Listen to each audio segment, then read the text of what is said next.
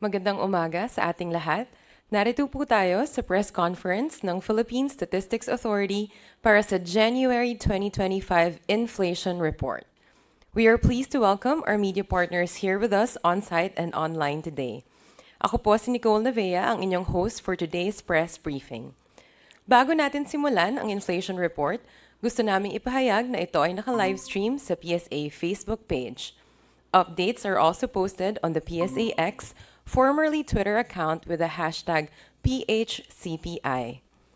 Ikinagagala ko pong ipakilala si PSA Undersecretary Claire Dennis S. Mapa, National Statistician and Civil Registrar General na siyang mag-uulat tungkol sa paggalaw ng presyo ng mga bilihin sa Pilipinas nitong nakalipas na buwan ng Enero 2025. Ating pakinggan ang report ni Yusek Dennis Mapa. Magandang umaga sa ating lahat. Ang Philippine Statistics Authority ay mag-uulat ng antas ng inflation sa bansa para sa buwan ng Enero 2025. Ang headline inflation o ang pagtaas ng presyo ng mga produkto at serbisyo sa bansa ay naitala sa antas na 2.9% nitong Enero 2025. Ito ay kapareho ng antas ng inflation na naitala noong Disyembre 2024. Samantala, noong Enero 2024, ang inflation ay naitala sa antas na 2.8%. Pagdating sa antas ng overall inflation nitong Enero 2025, ang pangunahing commodity group na nag-ambag ay ang food and non-alcoholic beverages na may 3.8% inflation at 50.3% share. Ang mga pangunahing nag-ambag sa inflation ng food and non-alcoholic beverages ay ang mga sumusunod: vegetables, tubers, cooking bananas at iba pa na may 21.1% inflation. Particular dito ang kamatis. Meat and other parts of slaughtered land animals na may 6.4% inflation. Particular dito ang karne ng baboy. At fish and other seafood na may 3.3% inflation tulad ng galunggong. Ang housing, water, electricity, gas, and other fuels ang pangalawa sa may pinakamalaking ambag sa pangkalatang inflation nitong Enero 2025. Ang commodity group na ito ay nagtala ng 2.2% inflation at 16.5% share sa pangkalatang inflation sa bansa. Ang mga pangunahing nag-ambag sa inflation ng housing, water, electricity, gas, and other fuels ay ang mga sumusunod: renta sa bahay na may 2% inflation, bayad sa supply ng tubig na may 6.2% inflation at LPG na may 4.7% inflation. Ang pangatlong commodity group na may pinakamalaking ambag sa pangkalatang inflation nitong Enero 2025 ay ang restaurants and accommodation services na may 3.2% inflation at 10.8% share. Ang pangunahing nag-ambag sa inflation ng restaurants and accommodation services ay ang restaurants, cafe and the like na may 3.3% inflation. Sa overall inflation nitong Enero 2025, ang limang pangunahing commodities na nag-ambag ay ang mga sumusunod: kamatis na may 155.7% inflation at 0.4 percentage point share. Restaurants, cafe and the like na may 3.3% inflation at 0.3 percentage point share. Renta sa bahay na may 2.0% inflation at 0.3 percentage point share. Karne ng baboy na may 8.4% inflation at 0.2 percentage point share. At karne ng manok na may 8.4% inflation at 0.2 percentage point share. Sa 13 commodity groups, 3 ang nagdala ng mas mabilis sa pagtaas ng inflation nitong Enero 2025 kumpara noong Disyembre 2024. Ito ay ang mga sumusunod: food and non-alcoholic beverages na may 3.8% inflation, alcoholic beverages and tobacco na may 3.5% inflation, at transport na may 1.1% inflation. Samantala, walang naitalang paggalaw ng presyo nitong Enero 2025 ang financial services kumpara sa pagbaba ng presyo noong Disyembre 2024. 7 commodity groups naman ang nagtala ng mas mabagal na pagtaas ng inflation nitong Enero 2025 kumpara noong Disyembre 2024. Ito ay ang mga sumusunod: clothing and footwear na may 2.3% inflation, housing, water, electricity, gas, and other fuels na may 2.2% inflation, furnishings, household equipment, and routine household maintenance na may 2.6% inflation, recreation, sport, and culture na may 2.4% inflation, education services na may 4.2% inflation, restaurants and accommodation services na may 3.2% inflation, at personal care and miscellaneous goods and services na may 2.8% inflation. Samantala, nanatili sa kanilang antas ng inflation noong Disyembre 2024 ang mga sumusunod na commodity groups: health na may 2.5% inflation at information and communication na may 0.2% inflation. 4 sa 11 pangkat ng pagkain ang nagpakita ng mas mabilis na pagtaas ng presyo nitong Enero 2025. Ito ay ang mga sumusunod: meat and other parts of slaughtered land animals na may 6.4% inflation, particular dito ang karne ng baboy. Fish and other seafood na may 3.3% inflation tulad ng dilis, oils and fats na may 2.2% inflation gaya ng mantika, at vegetables, tubers, cooking bananas at iba pa na may 21.1% inflation, particular dito ang kamatis. Nagtala naman ng mas mabagal na pagbaba ng presyo nitong Enero 2025 ang sugar, confectionery and desserts na may negative 2.3% inflation, particular dito ang asukal na pula. Samantala, nagtala ng mas mabagal na pagtaas ng presyo nitong Enero 2025 ang mga sumusunod na grupo ng pagkain: mais na may 3.6% inflation, flour, bread and other bakery products, pasta products and other cereals na may 1.7% inflation, fruits and nuts na may 6.5% inflation gaya ng saging. Ang bigas ay nagtala ng pagbagsak ng presyo nitong Enero 2025. Ito ay may negative 2.3% inflation mula sa pagtaas ng presyo noong Disyembre 2024. Samantala, nanatili naman sa kanilang antas ng inflation noong Disyembre 2024 ang mga sumusunod: milk, other dairy products and eggs na may 2.4% inflation, particular dito ang itlog, at ready-made and other food products not elsewhere classified na may 4.0% inflation, halimbawa dito ang dahon ng laurel. Ang core inflation, kung saan inalis ang mga pagkain at energy commodities na magalaw ang presyo, ay bumagal din sa antas na 2.6% nitong Enero 2025.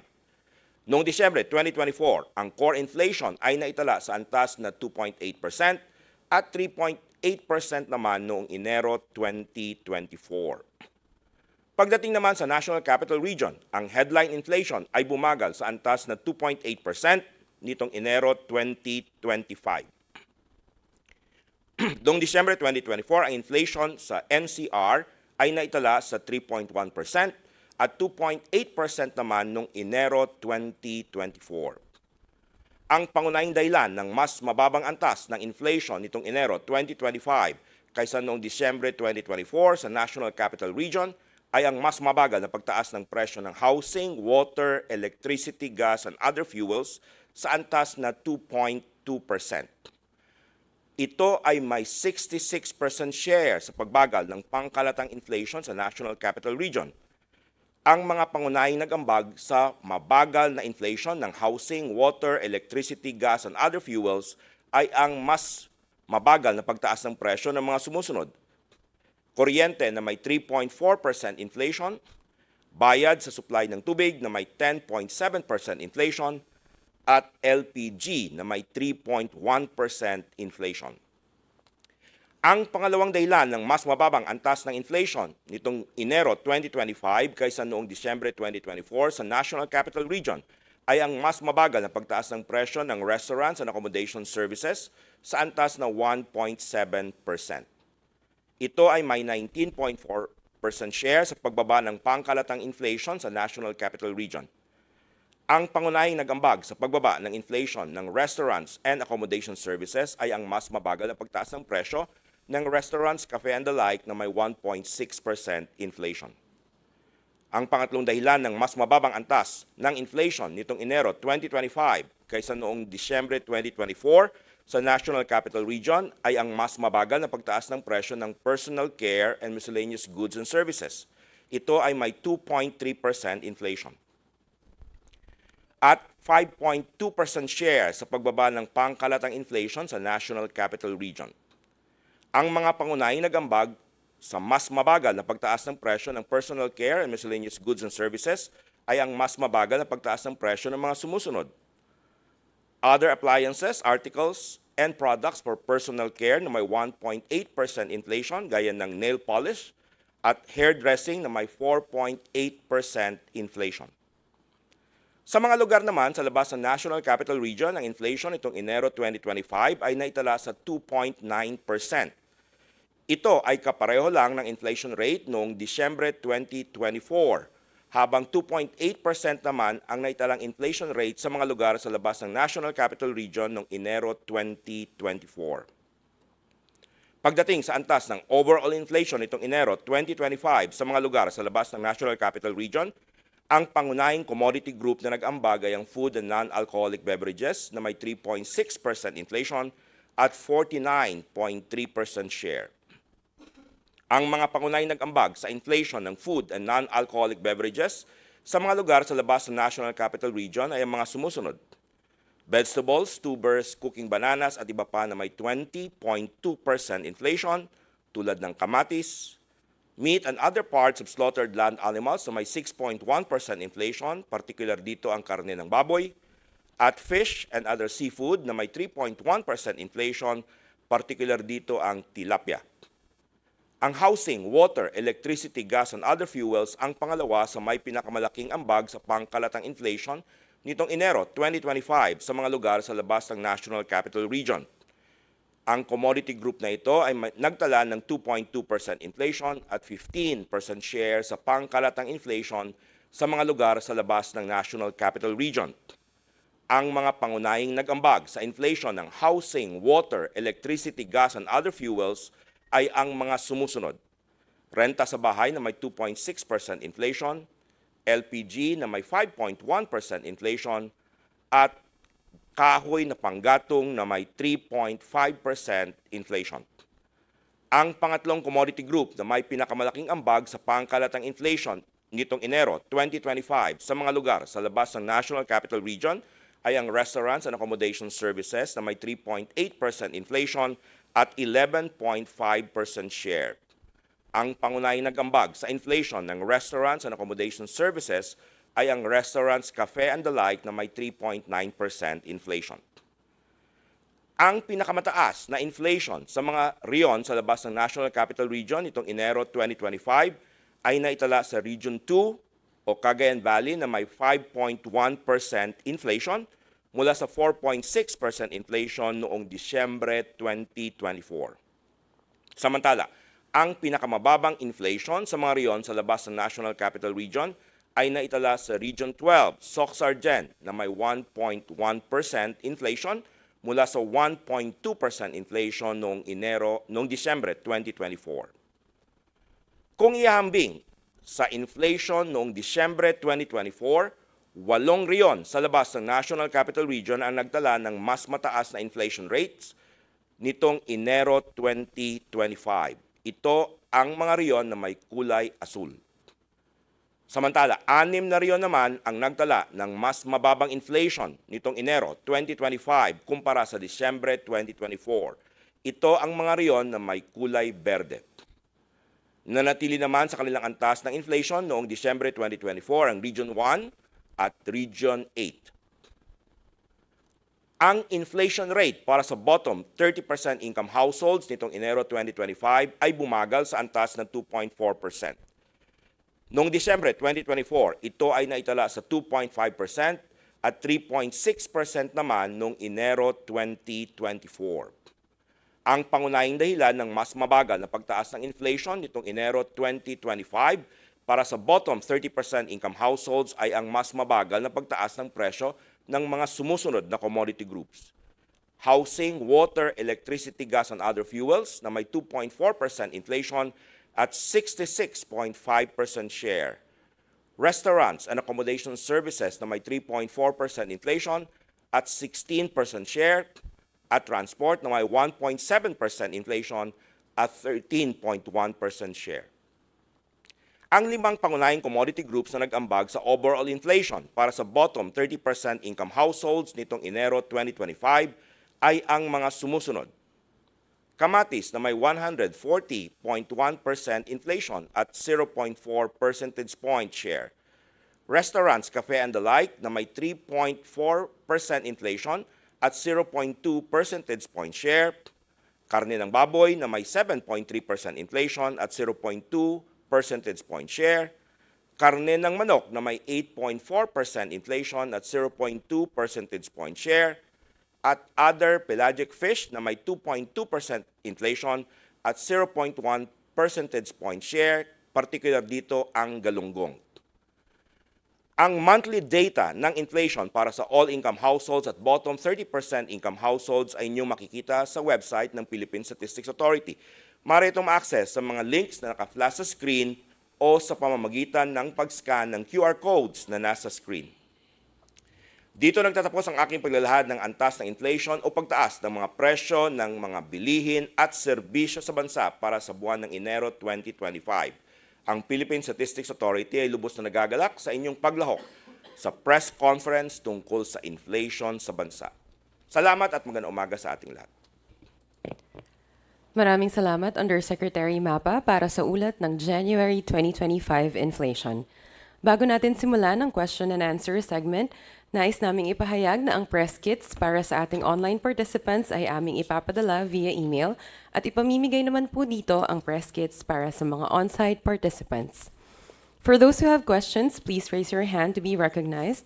For those online, please use the raise hand feature of Zoom or send your questions via the chat box. Once called, please state your name and organization. We are now ready for your questions. Yes, Miss.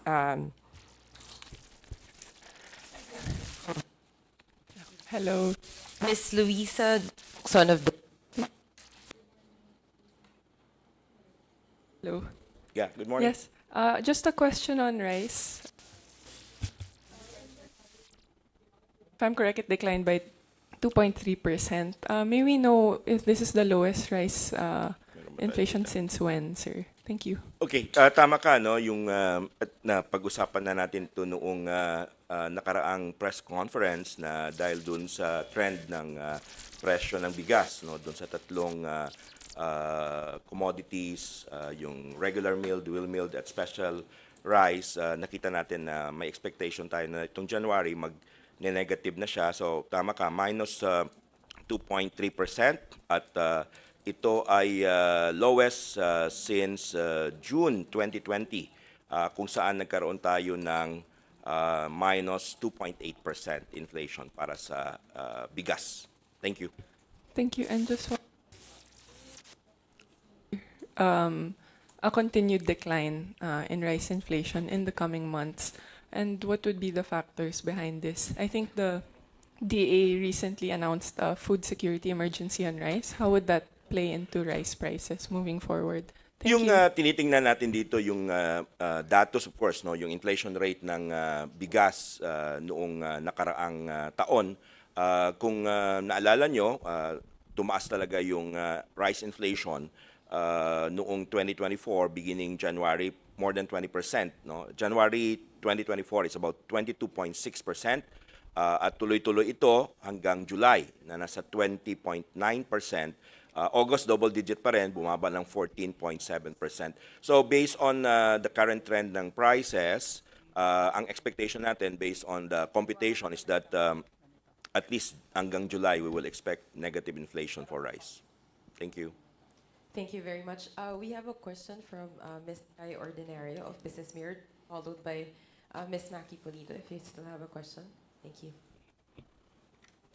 Good morning po. Morning.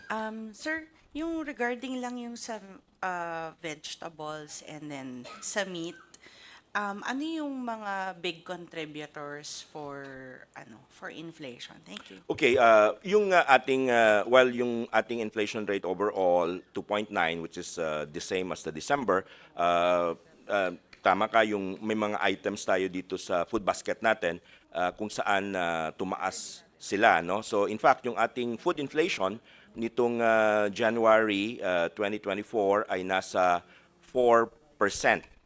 So that's the food inflation, no? And this is compared to 3.5% noong December of 2024.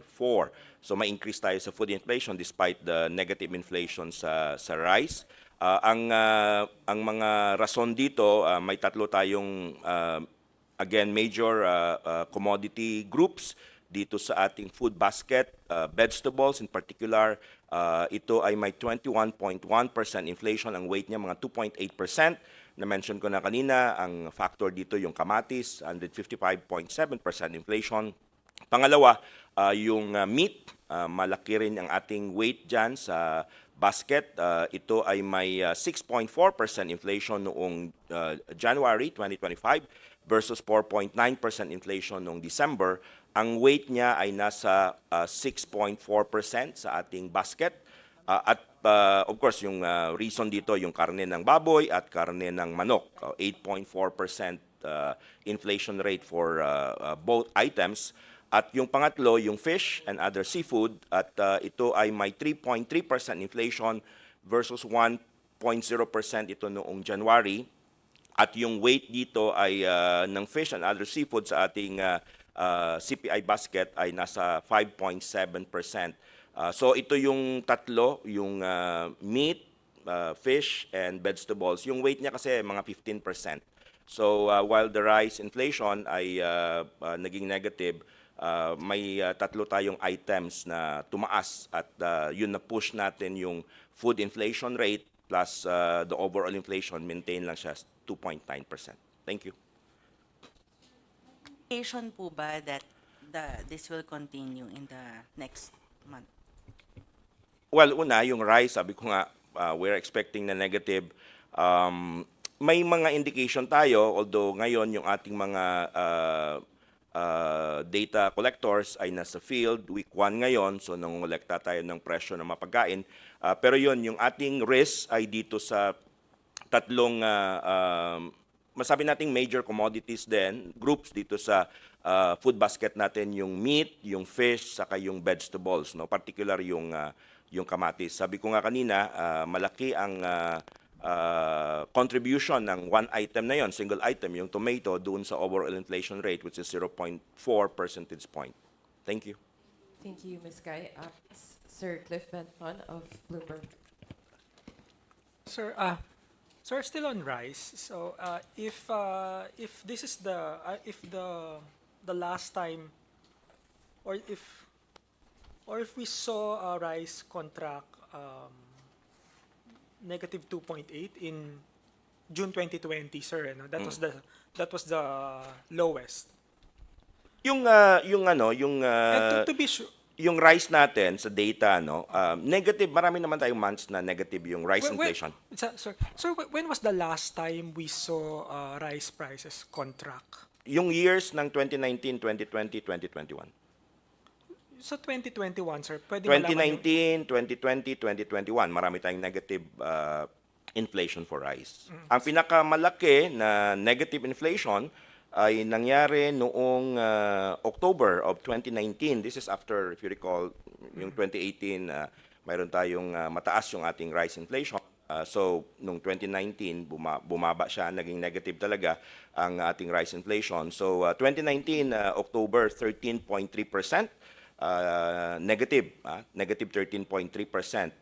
Yung full year ng 2019, negative 4.2% yung rice inflation. Full year of 2020, negative 3.7% yung rice inflation. At full year ng 2021, negative 0.7% ang rice inflation. But prior to the contraction last month, when was the last time we saw a negative? Negative was December of 2021. 0.1%. Negative 0.1%. Negative 0.1%. So yun yung years na nagkaroon tayo ng negative inflation for rice, 2019, 2020, and 2021. And also, sir, you mentioned that there's an expectation, no, at least until July, that rice prices may contract, no? because of a base effect. So can you help us perhaps reconcile, because the government this week declared an emergency, a food emergency on rice. But at the same time, we have this expectation that rice will fall. So what do you think is the basis Well, of that because the declaration? price ng rice ay mataas noong 2024 talaga. For example, no, tatlo yung ating tinatrack na commodities under the rice basket sa CPI. Yung regular milled rice, for example, ang average price niya noong 2024, full year na lang, ano, ito ay nasa 50 pesos na 40 centavos at bumaba ngayong January to 48 pesos and 25 centavos. So that's a good news. In fact, mas malaking pagbagsak niya sa areas outside the National Capital Region kasi ito ay galing sa about average of 40 pesos and 50 pesos and 46 centavos for the full year 2024 at ngayong January 2025 ay nasa 48 pesos and 28 centavos na lang. Ganon din sa NCR. So, yung lahat ng mga commodity items, may nakikita tayo na nagsisimula na naman siyang talagang bumaba yung level ng presyo per kilo of rice. So do you think, sir, that emergency declaration is necessary kung ganun naman na yung trend? Well, any action to reduce the price of rice is always beneficial to our Filipino consumers. Kasi malaki nga yung rice weight sa ating CPI basket. Thank you. Thank you very much. Before I ask Ms. Maki Pulido and Sir from SMNI, we have two related questions from our online participants on rice. So the first one is from Sir Ted Cordero of GMA News Online. May we ask Yusek for the comparative national average prices of 3 rice varieties in January 2025 versus December 2024 versus January 2024. And in relation to this, I think this is also the question of Sir Ben De Vera of Manila Bulletin. So related to Ted's question, how elevated was rice inflation in January 2024, which led to deflation in January 2025? Okay. Yung ating baskets rice, ano, tatlo yung ating tinatrack, yung regular milled, well milled, saka special rice. Nationwide na lang, ano, yung ating average price per kilo noong January of 2024, doon muna tayo magsimula, January 2024, sa regular milled rice ay nasa 49 pesos and 65 centavos. Noong January 2025, ito ay nasa 48 pesos and 25 centavos average. Kaya bumaba tayo, nagkaroon tayo ng negative inflation year on year, minus 2.8%. Noong December 2024, ito ay nasa 48 pesos and 81 centavos. So may pagbaba rin from December 2024 to January 2025. Kaya mayroon tayong month-on-month na negative inflation, minus 1.1%. So that's for the regular milled. Sa well-milled rice naman, noong January 2024, ito ay nag-average ng mga 54 pesos and 91 centavos. January 2025, ito ay nasa 54 pesos and 14 centavos. Kaya mayroon tayong pagbaba ng presyo. Ang ating inflation rate year on year ay minus 1.4%. Noong December of 2024, ito ay nasa 54 pesos and 38 centavos. Kaya bumaba rin from December 2024 na 54 pesos and 38 centavos to January of 2025 na nasa 54 pesos and 14 centavos na lang. Kaya nagkaroon tayo ng negative inflation din month-on-month, minus 0.4. At last, yung special rice natin noong January 2024, ito ay nasa 63 pesos and 90 centavos. Versus noong January 2025, ito ay bumaba sa 63 pesos and 13 centavos average price per kilo. Kaya nagkaroon tayo ng year-on-year negative inflation din na minus 1.2. Noong December 2024, ito ay nasa 63 pesos 42 centavos average price per kilo versus January 2025 na nasa 63 pesos 13 centavos average price per kilo. Bumaba rin. So kaya mayroon tayong negative inflation rate month-on-month, negative 0.5. So for all the three items, no, na under sa rice, negative lahat yung inflation rate niya year on year saka month on month. Thank you. Thank you very much, Yusek Mapa. First, we'll go to the question of Ms. Maki Pulido, if you have any.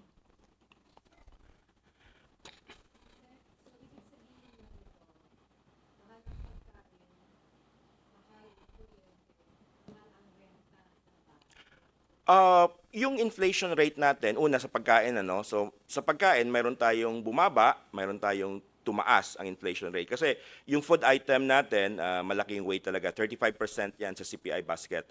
So, sabi ko kanina, yung 15 percentage points doon na consisting of meat, fish, isda, at saka vegetables, yun yung tumaas. Yung iba naman, bumaba. Like yung rice nga natin, saka corn, negative sila. Yung rice and corn kasi mga 9 percentage points din eh. So, may mga tumaas, may mga bumaba. But overall, general ng food talaga, tumaas siya. Ang food inflation natin noong January ay 4.0% versus December na 3.5%. So that's the story sa food. Doon naman sa supply ng kuryente, yung price ng electricity natin, ang inflation rate natin dito sa electricity in particular, bumaba ito 0.3. So may pagtaas pa rin ng presyo year on year. Pero kung i-compare natin naman dito sa December of 2024, ang inflation rate niya ay 1.6. So the inflation rate from December to January actually slowed down, no? For water, water supply, ito ay 6.2%. So may pagtaas pa rin siya year on year. Pero kung i-compare naman natin sa December, 6.8%. So may slow down sa inflation rate on the water and electricity. Thank you.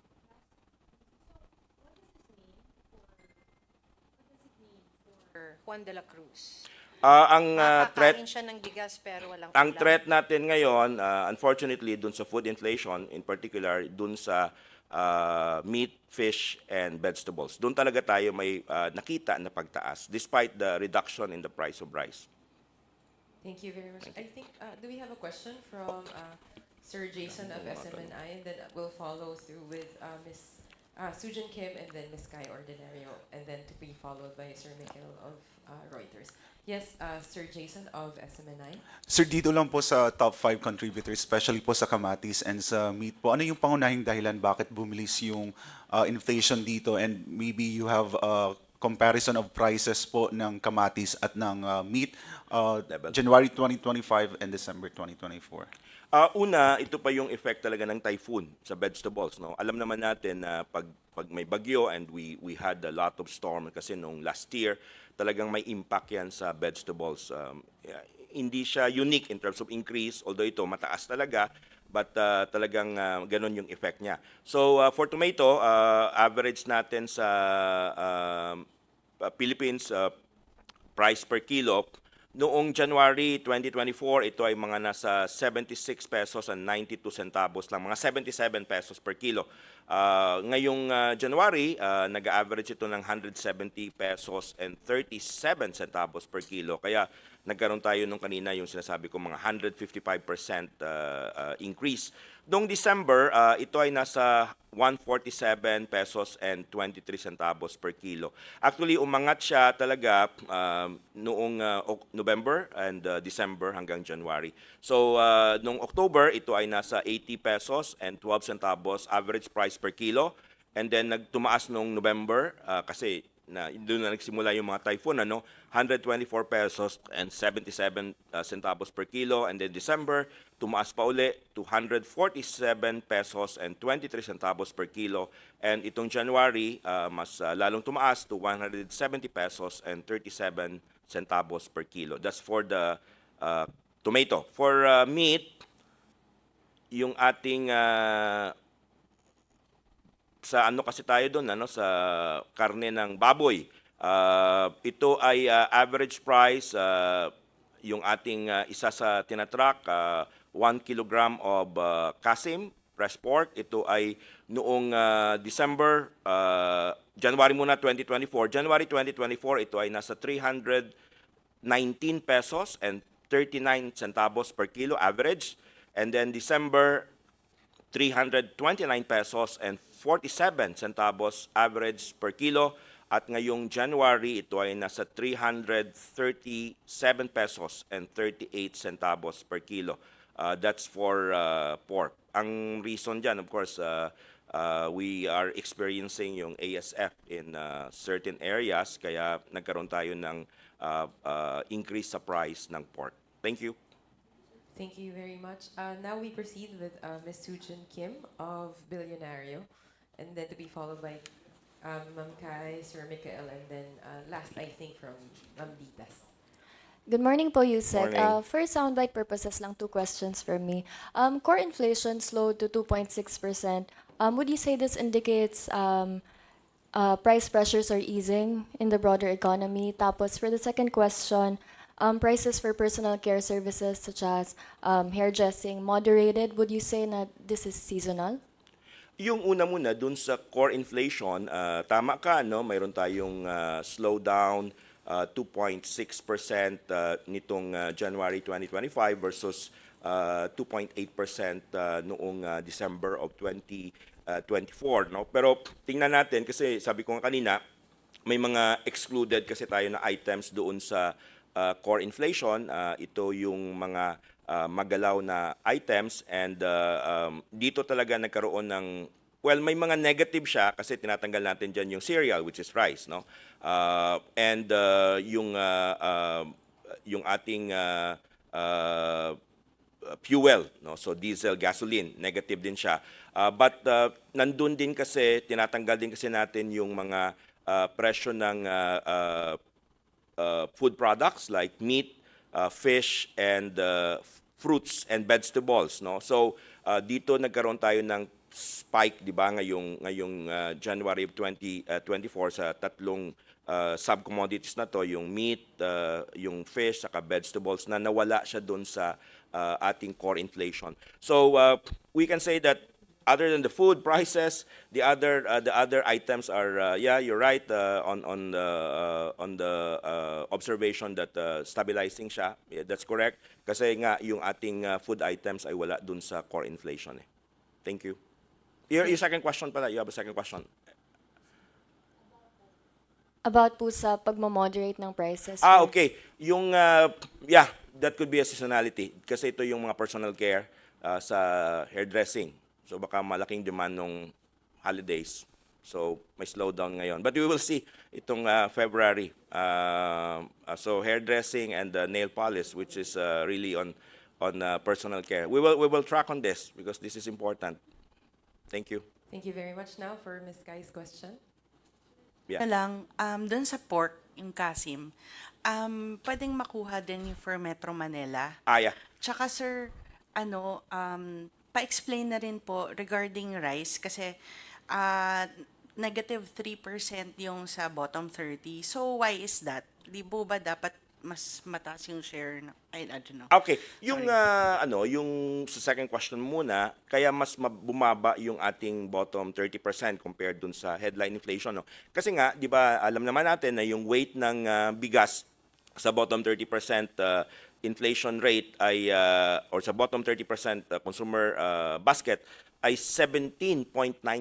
Doble kasi siya kaysa doon sa ating all households, no. Kaya ito yung ating isang rason na bumaba ang ating inflation rate sa bigas, no. Now, of course, may mga increases din siya sa food items tulad ng meat, saka fish, pero may mga items kasi na nandun sa headline inflation tayo dun sa all-income basket na wala naman doon sa bottom 30%. So basically, rice talaga ang push dito kaya bumaba siya. So that's the second question. On your first question sa prices, yung ating NCR, so ang ating, let's start with the Kasim, yung NCR natin, January 2024 muna, ang 1 kilo Kasim ay nasa average of 316 pesos and 94 centavos, January 2024, compared ngayong 2025 January na nasa 365 pesos and 79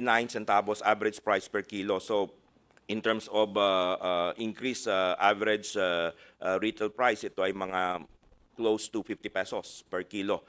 Noong December 2024, ito ay nag-average lang ng 336 pesos and 83 centavos per kilo. So between December and January, mayroon din tayong pagtaas ng mga close to 30 pesos per kilo. Thank you. Thank you, Yusek Dennis. Now we have a question from Sir Mikhail Flores of Reuters. Yusek, dun sa vegetables, is it safe to assume or project or expect na it will remain elevated at least until March? Kasi I'm looking at the figure. We've had negative inflation on vegetables, tubers, etc. from January to March of last year. Tama ka, no? Yung ating vegetable basket, negative siya 2024, negative 20.8, and then negative 11.0 noong Feb of 2024 and minus 2.5 noong March. Yes, it's possible na mayroon tayong increases dito. Pero yung vegetable kasi talagang magalaw yan kasi ang dami nilang items within the vegetable basket. May mga items tayo na tumataas, may mga items na bumababa, no? Pero ito ngayon, itong ating month of January, because yun nga galing tayo sa typhoon noong nakaraang 3 buwan, ano? Talagang halos lahat ay positive siya. So ito ay pwedeng may base effect kung yun yung tinitingnan mo, pero talagang may iba din na positive siya dati, tumataas pa rin siya. So marami kasing items within that basket, and that's why the prices basically are dynamic. Okay. Tsaka sir, it's the fastest since July 20, sorry. As a whole, As a whole, September, yung vegetables natin, September 2023, tama ba? okay, highest since September 2023, wherein we had 29.6% inflation rate. Thank you. Sir, last na, may balak bang PSA this year to rebase? Yeah, Rebase we yun have. natin? We are looking at rebasing it to 2023, and the technical staff are already doing the preparatory work.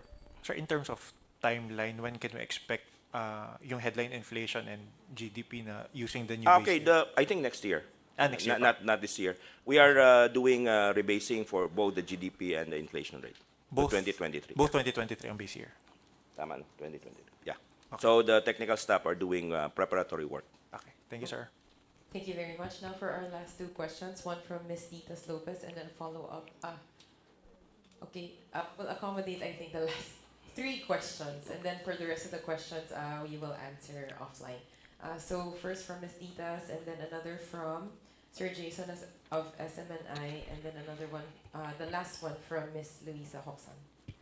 Yusek, in terms of the overall inflation, given the lingering upward pressure on other food items, may indication ba na bibilis pa yung inflation sa PEV? May mga items tayo. So yun nga yung ating inflation rate kasi dependent dun sa ating CPI basket, at sabi ko nga kanina, may mga items tayo. Una dun sa food muna tayo kasi malaki yung weight niya, no? Yung food basket natin, may mga items na may expectation na talaga tayo na magne-negative, sabi ko nga isa rice, no? Or pababa. Pero may mga ibang items na may substantial yung weights niya, like yun sabi ko kanina, meat, fish, and vegetables, no? So tumataas din siya. So we are saying that some items there's a expectation or we are seeing a trend na going down or even negative, but there are some na tumataas. Kaya we don't know, there's risk on certain items, but we are seeing na may parang we have promising data naman doon sa ibang items. Of course, may mga factors pa tayo na tinitingnan, like for example, yung price of oil and LPG. Nag-announce ng increase ang LPG noong start ng buwan, at magre-reflect yon sa inflation rate natin for the month of February. So siguro, makikita natin yan after our week 2 of data collection for the commodity items, particularly sa food, at pinapublish naman yan sa website ng Philippine Statistics Authority. So pag nakita namin yung direction ng ibang items like meat, fish, and vegetables, after week 2, we will have a better picture for the inflation rates sa buwan ng Pebrero. Thank you. Thank you, sir. Thank you. And then we have another question from Sir Jason of SMNI. Sir, following reasons lang po ng mas mabilis na inflation for fish and sa karne po ng manok, and maybe there are comparison of prices of both commodities. Rice muna tayo. I think in December, it was also still a top contributor. Why is that, NS, even though it seems to have eased month on month? Yung ating tama ka, no, may nakita tayong pagbaba na dun sa rental. Pero kailangan maintindihan natin na malaki kasi talaga yung weight ng house rental doon sa housing, water, electricity, gas, and other fuels. So, for example, at the national level, yung housing, water, electricity, gas, and other fuels, ang weight niya ay 21.4%. Recording in progress. 21.4%. Ang actual rental dyan paid by tenants, 12.81%. So more than half. Kaya mayroon tayong slowdown in terms of the inflation sa rental, but because the weight is quite big, kaya mayroon talaga siyang substantial contribution pa rin doon sa ating overall inflation. But this is already lower. Yung ating inflation rate for house rental, this is lower, nasa 2.1%. Before, if you recall, ito ay nasa 4-5%. In fact, malaki yung contribution niya in the past years sa ating inflation rate. But the reason why it's still contributing, it's because the weight in the basket is substantial. No? Thank you. Thank you very much, Yusek Mapa. That ends our very productive round of Q&A for the January 2025 inflation report. So we would like to thank you all for joining us in this press conference, and we hope for your continued support in communicating statistics to the public. You may visit our official website, psa.gov.ph, for more updates. Once again, I'm Nicole Navea of the Philippine Statistics Authority. Maraming salamat at magandang umaga po sa ating lahat.